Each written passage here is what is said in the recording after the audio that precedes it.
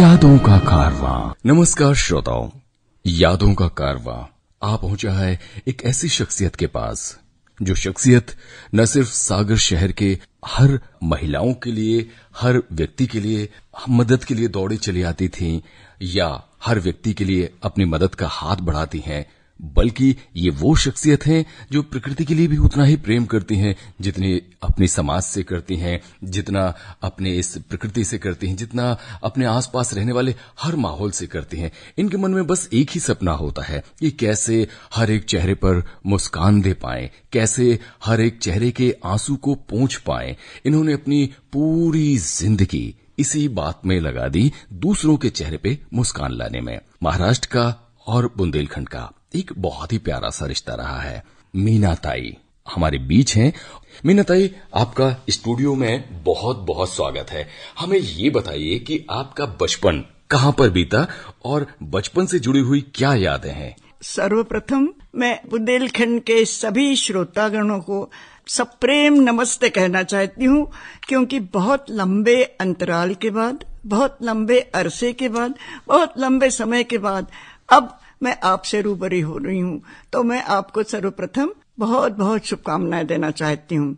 उसके पश्चात जैसा कि मैं खुद बुजुर्ग हूँ और मैं उम्र के 85 साल पार कर गई हूँ, तो मुझे ऐसा लगता है कि मुझे सर्वप्रथम जिनकी प्रेरणा से मैं आगे निरंतर बढ़ती रही उनको नमन करना चाहिए। सर्वप्रथम मेरे गुरुदेव हैं, मेरे भगवान श्री सत्य साई बाबा है, उनके चरणों में नमन।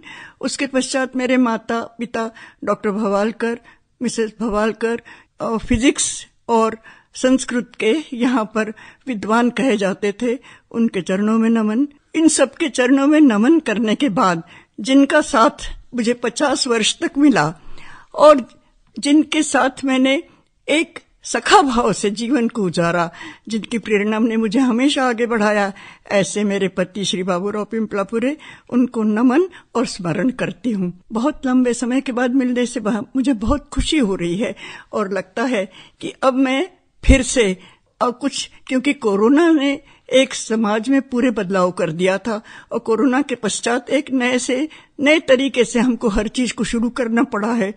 तो आज मैं फिर से उस नए तरीके से आगे बढ़ना चाहती हूँ, आप लोगों से रूबरू होकर कुछ कहना चाहती हूँ। तो मीना ताई, हमारा सबसे पहला सवाल है कि आपका बचपन किस जगह पर बीता और बचपन से जुड़ी हुई कौन सी यादें हैं?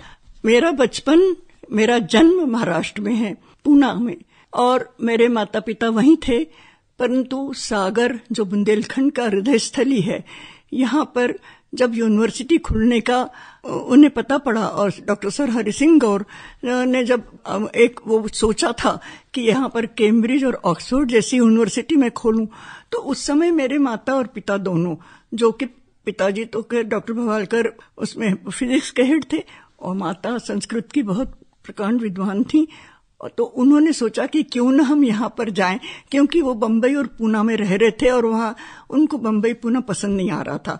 मैं उस समय 9 साल की थी। यूनिवर्सिटी जिस वर्ष खुली उस वर्ष पहले दिन से वो यहाँ पर रहे हैं और मेरा भी बचपन 9 साल की उम्र से सागर में ही बीता है। मुझे सौभाग्य मिला है कि मैं सर हरि सिंह गौर को देख भी सकी हूँ, उनको सुन भी सकी हूँ। वो यूनिवर्सिटी यहाँ की पहली यूनिवर्सिटी थी जो इस पूरे एरिया में पहली यूनिवर्सिटी कहलाई, सागर यूनिवर्सिटी। मेरा जन्म और महाराष्ट्र से हुआ हो, जन्म मेरा थोड़ा 8-9 साल तक, परंतु मेरी कर्म भूमि, मेरा सब कुछ सागर और बुंदेलखंड में बीता है। यादों का कारवां हमेशा ले जाता है ऐसी जगह पर जहां हम आप सब खो जाते हैं। तो हमें समाज सेवा के बारे में बताइए कि समाज सेवा से आपका जुड़ाव कैसे हुआ, ये आपका ध्येय कैसे बना और फिर कौन कौन सी परेशानियां आई इस सफर में आपके साथ? देखिए, ऐसा है, आज पहले तो थोड़ा मुझे संकोच होता था, आज ये कहते हुए बिल्कुल संकोच नहीं होता है कि मेरी शादी उस समय जो चल रहा था उस की अपेक्षा जल्दी हो गई। मेरी शादी 16-17 साल में हो गई थी और उसके बाद मुझे पढ़ाई छूट गई, बच्चे मेरे हो गए। तो मुझे एक ऐसा लगता था कि महिला, और मैंने उस समय केवल एक शर्त रखी थी कि मुझे पढ़ने दिया जाएगा, तो उन्होंने हाँ कहा था। मैं इंटर पास कर चुकी थी, उस समय इंटर और बीए होता था, तो मैं इंटर पास कर चुकी थी और शादी कर ली गई। तो उस समय जो है मैंने हाँ कहा था, मेरी मर्जी से ही शादी हुई थी, परंतु उस समय मैंने सिर्फ एक शर्त रखी थी, मैं पढ़ाई आगे करूंगी। बच्चे जल्दी हो गए, क्योंकि उस समय आज मेरे को कहते हुए कोई संकोच नहीं होता कि आज का बच्चा भी जो चीज जानता है वो उस समय उतनी प्रचलित नहीं थी, क्योंकि वो मेरी विवाह 1954 में हुआ था। तो मोबाइल भी नहीं थे उस समय, बच्चे जल्दी हो जाना कोई मतलब अजूबा नहीं होता था। तो इस वजह से मेरी पढ़ाई पीछे छूट गई।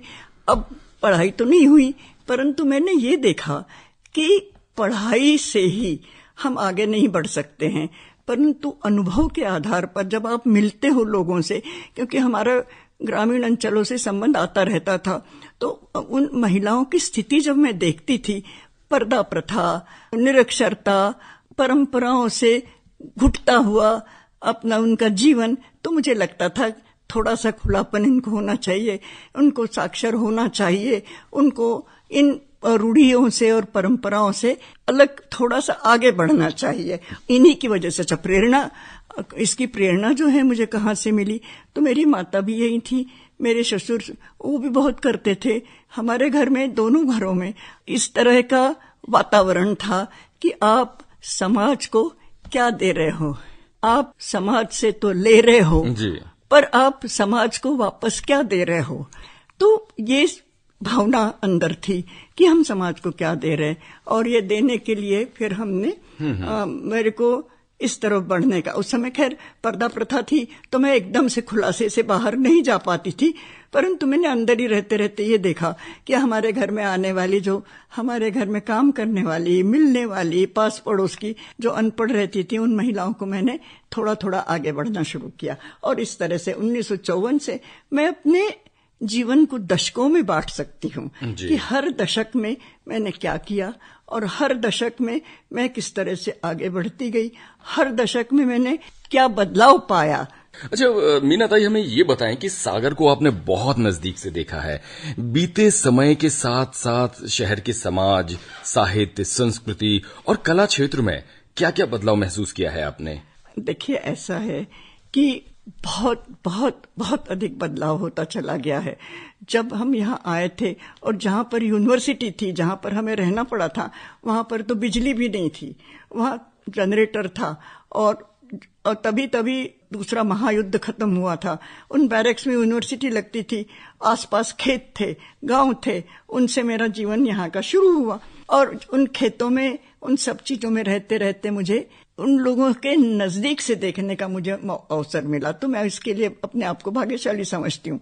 और उसके अलावा मैंने देखा कि ये खासकर सहस्राब्दी जो अपनी बदलाव हुआ है, उस समय से हमारे समाज में जो मोबाइल मिल गया, उसको हम कहते हैं वो एक तरह का इस तरह की चीज है, इस तरह का अस्त्र है कि उसको अगर अच्छे काम के लिए आप करोगे बहुत अच्छा, और अगर उसको आपने दुरुपयोग किया तो देखिए वो सारा बर्बाद कर देता है। बिल्कुल सही कहा। अच्छा मीना ताई, संगीत की भी आप शौकीन रही हैं, तो हमें कुछ ये जानना चाहेंगे कि फिल्म संगीत पसंद रहा है आपको? बिल्कुल पसंद आया है। ऐसा कौन सा गाना है जो कभी कभी आपके कानों में गूंज जाता है पुरानी यादों को लेकर? हाँ, देखिए ये तो आपने बहुत मुश्किल समय पूछे, क्योंकि देखिए बहुत समय से तो वो हिंदी गाने हैं नहीं। हाँ, मगर बैजू बावरा के गाने हैं, महल के गाने हैं, शुरू के गाने हैं, वो तो अभी तक सबको गूंजते ही हैं गाने। मोहे भूल गए सांवरिया। क्या बात है। तो आप बता रही थी समाज के बदलते परिवेश में सागर को आपने बदलते देखा, तो पहले विश्वविद्यालय मकरोनिया बटालियन की जो बैरक होती थी उनमें लगा करती थी, तो उनसे जुड़ी हुई क्या यादें रही आपकी? बहुत कुछ यादें हैं, क्योंकि मैं वहीं पढ़ी हूँ, मैंने अपनी पढ़ाई वहीं की है। अच्छा। और वहां पर एक स्टेडियम था, उसके अंदर एक छोटा, मतलब वहां पर सारे कार्यक्रम हुआ करते थे। नेहरू जी भी वहां आए थे, जवाहरलाल नेहरू जी आए थे, और वहां पर राष्ट्रपति भी आए थे, क्योंकि कॉन्वोकेशन होते थे जी। तो ये सब चीजें वहां की यादें बचपन की मेरे को हैं। और उसके बाद में मेरी पढ़ाई भी चुकी हुई वहीं पर, और उसके बाद मेरा विवाह भी वहीं से हुआ। बहुत सारी यादें हो जाती हैं। मेरी मदर डॉक्टर मिसेस भवालकर जी। हॉस्टल की वार्डन थी। अच्छा, शुरू अच्छा। से रही, पहले दिन से रही जी। और वार्डन थी। तो बाजू में हॉस्टल था, काफी बड़ा, दो बैरक्स को मिला के बनाया हुआ, क्वार्टर्स भी ऐसे ही थे। वहीं से मेरी शादी हुई। अच्छा, बहुत अच्छा। हाँ, बड़ी धूमधाम से शादी हुई थी। जी। क्योंकि मेरे ससुराल तरफ वाले भी जो है वो यहाँ के महाराष्ट्र से आए हुए, गोंदिया से आए हुए काफी बड़े उद्योगपति थे। जी। और प्रोफेसर, उस समय प्रोफेसर लोग जो थे वो बहुत ज्यादा रिस्पेक्टेड, बहुत ज्यादा आदरणीय होते थे। जी। तो उनके दोनों के विवाह बच्चों का ये सारे सागर के लिए जो है निमंत्रण था। उसमें 1954 में मेरा विवाह हुआ। अच्छा मीना ताई, हमें ये बताइए कि आपने डॉक्टर गौर साहब को सुना कभी बोलते हुए? हाँ, भाषण सुना है उनका। तो मैंने किस प्रकार से बोलते थे और क्या भाषण दिया था, कुछ याद है आपको? उनका भव्य स्वरूप था। एक बात मुझे बहुत अच्छे से याद है कि वो अगर किसी कार्यक्रम में आते थे जी। तो मिनट टू मिनट आते थे। अच्छा। वो उनको जो ब्रिटिश टाइम बोलते हैं वो उनका था। हाँ। समय की पाबंदी, अगर वो 5 मिनट पहले पहुंच गए तो वो बाहर रुकते थे। क्या बात है। हॉल में अंदर नहीं जाते थे। जी। हाँ, तो इस तरह की समय की पाबंदी उनके पास थी। हाँ। और उनके, मैं डायरेक्टली, तो मैं बहुत छोटी थी जी। तो मैं डायरेक्टली बहुत संपर्क में नहीं आई थी, परंतु मैंने अपने पिताजी से सबसे उनके बारे में बातें सुनी थी। क्या बात है। और उनके उसके ऊपर आधार पर कुछ ऐसे जी, रही जी। सुनने की बात, तो मैंने सुना है, मैंने देखा है। ये तो है। अच्छा। अब आप परिवेश की बात कर रहे हाँ। थे। उस समय का परिवेश ये था कि उस समय कहीं भी कोई भी लड़की आपको 2 व्हीलर पे चलती हुई नजर सागर में नहीं आती थी। अच्छा। आपको यकीन नहीं आएगा, जी, पर जी। एक भी लड़की उस समय चल ही नहीं सकती थी। कॉमर्स लड़कियां नहीं लेती थी। कॉमर्स विषय कॉमर्स डिपार्टमेंट में लड़कियां ही नहीं रहती। और इस तरह से मतलब एक बहुत लिमिटेड स्कोप हर जगह रहता था। समाज में बहुत लिमिटेड स्कोप रहता था। उस समय आपको दुख होता होगा लड़कियों की इस स्थिति को देख के कि भाई लड़कियों को इतनी बंदिशों में क्यों रखा जाता है? क्योंकि हमारे यहाँ कुछ परंपराएं थी। हमारे यहाँ पर्दा प्रथा क्यों थी, मैं आपसे पूछना चाह रही हूँ। उसको कहीं भी कोई भी धार्मिक उसमें वो नहीं है। हाँ। वो मेरा विचार है कि ये जो था ये इसलिए था क्योंकि ये प्रथा कोई अच्छी प्रथा नहीं थी। जी बिल्कुल। और उसके साथ मैं एक साथ अब बोलना चाहूंगी कि मैंने पूरी जीवन भर महिलाओं के लिए संघर्ष किया। महिला को अपनी अंदर की ताकत पहचानने के लिए प्रेरित किया और ये बताया कि महिलाओं को इस तरह घुट घुट के नहीं रहना चाहिए, उन्हें साक्षर होना चाहिए, उन्हें बराबर। तो उसका मैंने पहले ही बताया कि सखा भाव, हमारे यहाँ सहचारिणी बोलते हैं पर अनुगामिनी नहीं, सहचारिणी बनो। बिल्कुल सही। ये मैंने हमेशा बताया। और इस तरह जब बताने लगी तो मैंने पाया कि महिलाओं में सब कुछ है, महिलाओं में, पर उनमें अपनी आत्मशक्ति को, अपनी ऊर्जा को पहचानने का साहस नहीं है। तो जब ये मैंने पाया तो धीरे धीरे उनको मैं आगे बढ़ाना कोशिश करती गई।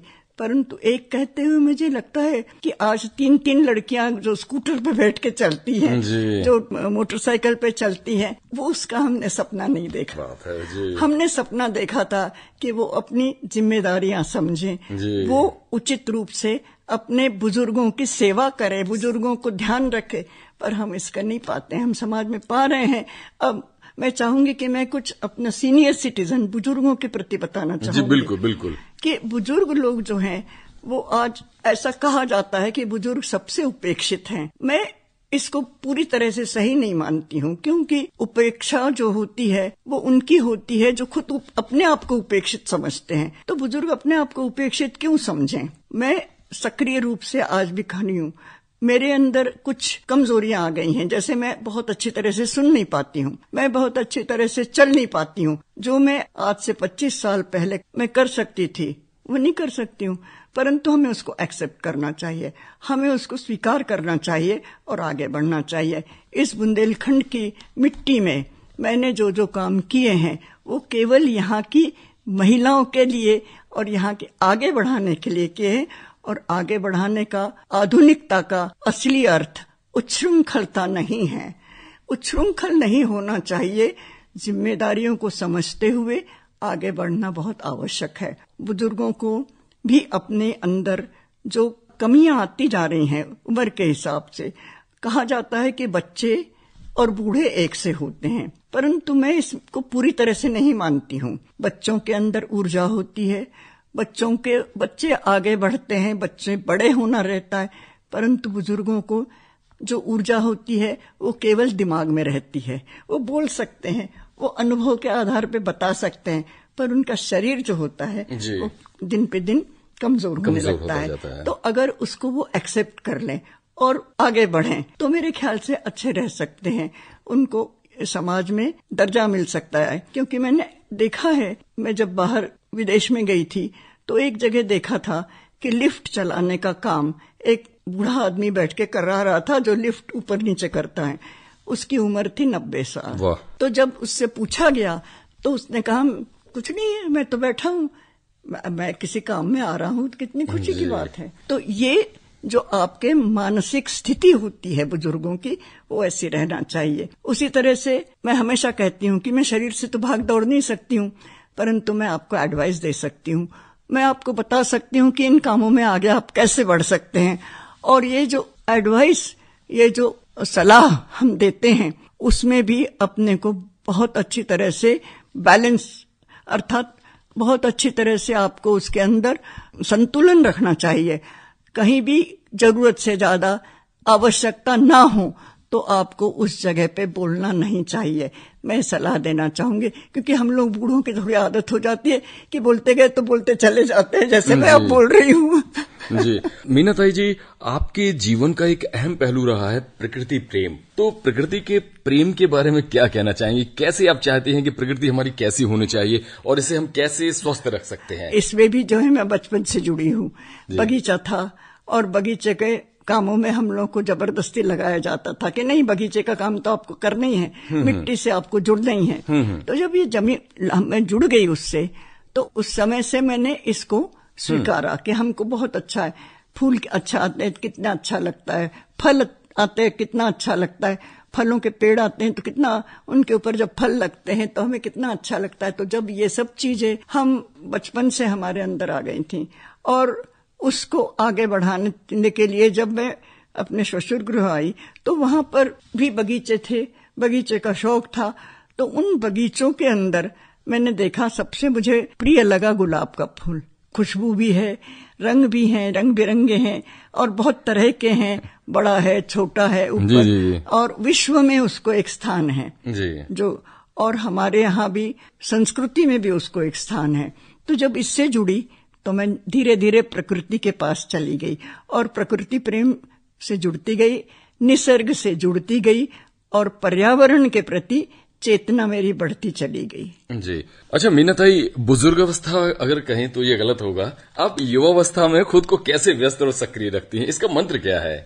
मैं तो मानता हूं कि जैसी बातें आप बता रही हैं अपने अनुभव से हम सबको लाभान्वित कर रही हैं और सींच रही हैं अपने अनुभव के साथ, अपने आप को फिट कैसे रखती हैं आप?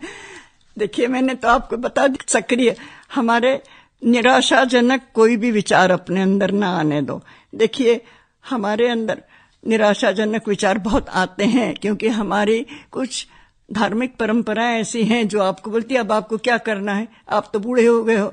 पर नहीं, संन्यासावस्था जो हमारी 4 आश्रम है, उसका जब ये आप संन्यास आश्रम में आ जाते हो तो इसका ये मतलब नहीं होता है कि आप सब कुछ छोड़ के आगे बढ़ो।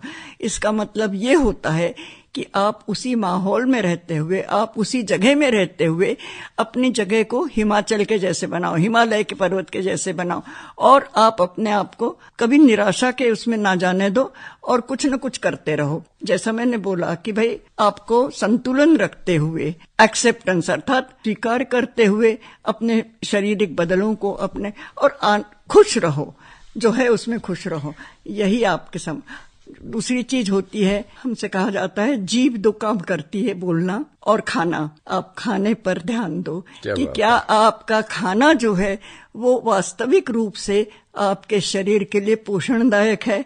आजकल तो मोबाइल, जैसा मैंने बोला, मोबाइल ने तो दुनिया बदल डाली। तीसरी बात मैं बताना चाहूंगी वो ये है कि आप कभी भी अपने आप को विद्यार्थी दशा से अलग मत समझो। आपको आखिरी सांस तक ये ध्यान रखना है कि आप कुछ न कुछ सीख सकते हो। अब मैंने ऑनलाइन जो मीटिंग्स होती हैं उसका कोरोना टाइम में सीखा। बहुत बढ़िया। 85 साल की उम्र में। जी, सीखने की कोई उम्र ही नहीं होती है। तो इसकी कोई उम्र नहीं होती है।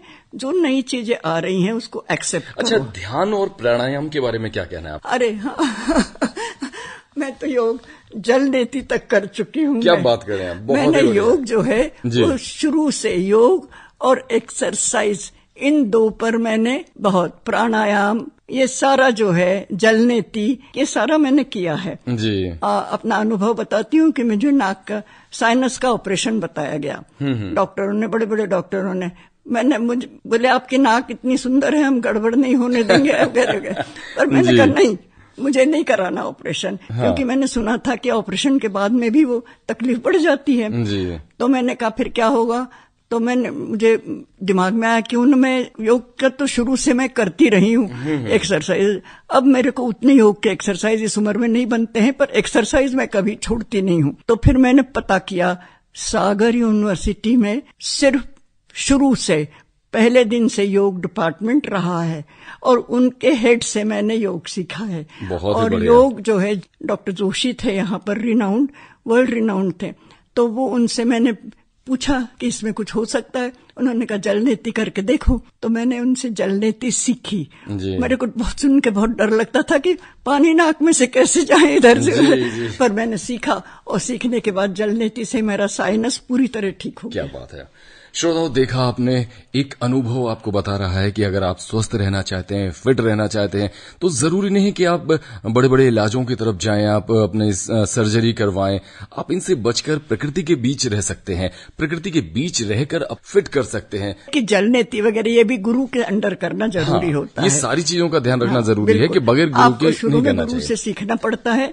योग का भी यही हाल है। अच्छा, आहार किस प्रकार का लेती हैं आप? आपने तो सारी बातें अभी बिल्कुल जानना है। आहार में देखिए, ये तो बहुत आ रहा है आजकल, सब्जियां खाइए जो मौसम में आ रही हैं। आजकल एक फैशन चल गया है कि हम बहुत महंगी सब्जियां बाहर की खा रहे हैं, पर मुझे ऐसा लगता है कि हमारे यहाँ की जो सीजन की सब्जियां होती हैं वो आपको कभी नुकसान नहीं करती हैं।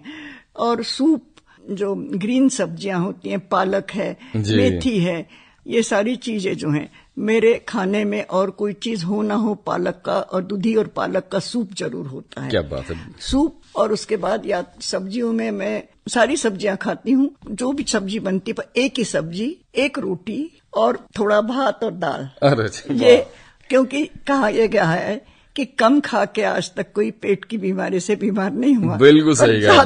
ज्यादा खाओ तो जरूर बीमार हो जाते हो। अल्पाहार अपने आप में तो अपने आप को स्वस्थ रखने की दवा है। बिल्कुल, ये मतलब ये है कि आहार जो है, कभी बीच बात में कोई चीज होती है, भाई त्योहार हुए, कुछ हुए, तो आप थोड़ा भारी खाना खा लो, पर मैं कोशिश करती हूँ कि भारी खाना ना खाना पड़े। रोटी, दाल, चावल, सब्जी, सूप, इन्हीं, और एक कोई भी कच्चा या उगाया हुआ, अच्छा, फल, पपीता, केला, जो भी फ्रूट आता है एक टाइम। कौन सी चीज मराठी आपको खाने में बहुत अच्छी लगती है? और वो भी बताइए हमें कि जब आखिरी बार आपने कुछ सामान बनाया हो। मुझे कहा जाता था कि मेरे हाथ में बहुत अच्छा स्वाद है। क्या बात। मुझे कहा जाता था तुम्हारे ग्रीन फिंगर्स हैं, तुम कोई भी मरते पेड़ को बचा लेती हो। बहुत ही मेरी पदचाप से मेरी गाय रंभाने लगती थी। बहुत खूब। हाँ, तो ये सारा मेरा संसार रहा है और मैंने सब पर्सनली किया है।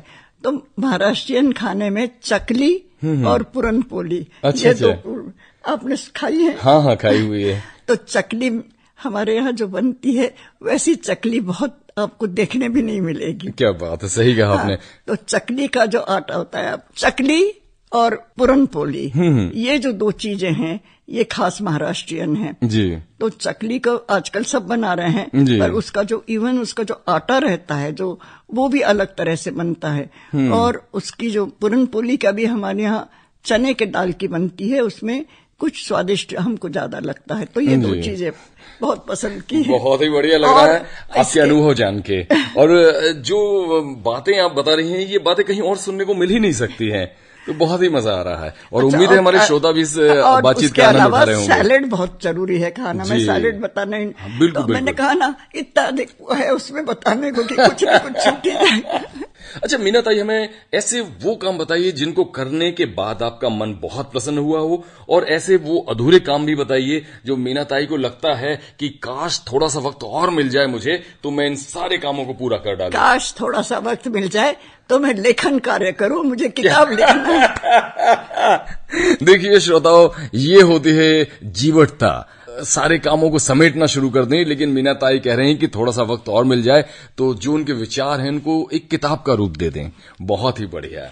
और इसी तरह से जो काम करके मुझे सबसे ज्यादा खुशी मिली है वो उन बच्चों की आंखों की खुशी, उन महिलाओं के आंखों का प्रेम, उन महिलाओं के आंखों की खुशी जो मुझे मिलती थी देखने को। जब उनका कोई काम बन जाता था तब वो जो खुशी थी वो मुझे सबसे अधिक खुशी लगती थी कि उनका काम मैं कर सकी हूँ, उनको जो तकलीफ थी उसको मैं दूर कर सकी हूँ, और उस तकलीफ को दूर करने से जो उनके मन में खुशी होती थी वो उनकी आंखों से निकलती थी। वो समय होता था, वो क्षण होता था, उसी ने मुझे प्रेरित भी किया और वो सबसे खुशी का क्षण होता था। मीना ताई, दिल तो चाह रहा है कि हम ढेर सारी बातें और करते रहें, लेकिन वक्त का तकाजा है कि हम चाहते हैं कि चलते चलते आप हमारे बुजुर्गों को और महिलाओं को क्या संदेश देना चाहेंगे? महिलाओं को मैं ये संदेश दूंगी सर्वप्रथम, क्योंकि महिलाओं के क्षेत्र में ही मैंने काम किया है, उनके अंदर की सुप्त शक्तियों को मैंने जगवाया है, और वो जो शक्तियां जगी हैं उन शक्तियों को आप सही रास्ते में लगाइए। हमारे यहाँ देवी पूजन होता है जहाँ पर हम दुर्गा, पार्वती, सब देवियों का पूजन करते हैं, परंतु उसके पश्चात उनको आप मंदिर में ले जाके अंदर या अपने घरों में अंदर बंद कर देते हो। 9 दिन पूजा करते हैं हम कई बार किसी विशेष अवसर पर, परंतु ऐसा नहीं है।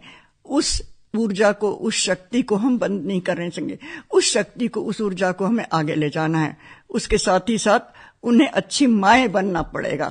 जब तक अच्छी माँ वो नहीं बनेंगी, अच्छी पत्नी वो नहीं बनेंगी, तब तक हम समाज को आगे नहीं ले जा सकते हैं। उनको दायित्व समझना पड़ेगा। महिलाओं को, खासकर युवा वर्ग की महिलाओं को ये मैं बताना चाहूंगी कि आज जो समय आ रहा है उसके अंदर हमारे समाज को आगे बढ़ाने का दायित्व उनके कंधे पर ज्यादा है। तो उच्छृंखलता से बचें और अपने जिम्मा समझते हुए आगे बढ़ाने के लिए आगे की पीढ़ियों को, चाहे वो शिक्षण क्षेत्र में हो, शिक्षा के क्षेत्र में हम आज पा रहे हैं कि महिलाएं हैं, तो वहां पर वो अपने दायित्व का निर्वाह ठीक से करे। और बुजुर्गों को मैं ये बताना चाहूंगी कि इतनी देर मैंने जो आपको बताया कि भाई अपने आप किस तरह से एक्सेप्टेंस यानी स्वीकार, अंदर के बदलावों को स्वीकार करिए। आपके शारीरिक बदलाव होते हैं, उनको स्वीकार करिए, उनसे झगड़िए भी मत और उनसे आप निराश भी मत होइए, निराशावादी मत होइए। जितने दिन जीना है सुख से जीजिए और सुख से दूसरों को जीने दीजिए। आप सक्रिय रहिए और सक्रिय रहने के लिए आप शरीर का ध्यान रखिए। ये शरीर आपका जो है सर्वधर्म साधनम, सब धर्मों का साधन है, इसका ध्यान रखिए। और बुजुर्गों को, सबको मैं बहुत शुभकामनाएं देती हूँ कि हर कोई 100 वर्ष जिए, शतायु होवे और वो 100 वर्ष सुखी, स्वस्थ, संपन्नता से भरे हुए हुए और अपने जो उनके अंदर की जो शिक्षाएं हैं, जो उनके अंदर के अनुभव हैं, वो आने वाली पीढ़ियों में बांटते रहें। खुश रहें, सुख से रहें, संपन्नता से रहें। श्रोताओं, ये था यादों का कारवां। आज के इस यादों के कारवां में हमारे साथ शामिल थी मीना ताई, समाज सेविका, प्रकृति प्रेमी और न जाने किन किन रूपों में लोगों के दिलों में बसने वाली मीना ताई। आपको ये मुलाकात कैसी लगी हमें जरूर लिखिए। मीना ताई, आप हमारे साथ आई, हमें अपने अनुभव से आपने वाकिफ कराया और हम उम्मीद करेंगे कि आपका ये साक्षात्कार एक अल्प विराम है, क्योंकि जब आप एक किताब लिखेंगी हम उसके बाद आपसे फिर से रूबरू होंगे, आपकी उस किताब के ऊपर चर्चा करेंगे आपके अनुभव के साथ। आप हमारी स्टूडियो आई, आपने बातचीत की, आपको हृदय से बहुत बहुत आभार। आपको भी बहुत बहुत धन्यवाद। और जरूर करना चाहूंगी, क्योंकि हर क्षेत्र में मेरे हर जो अनुभव हैं उन अनुभवों के आधार पर मैं अपने श्रोताओं से पुनः बात करना चाहूंगी। तब तक के लिए आप सबको नमस्कार, बहुत बहुत धन्यवाद। यादों का कारवां।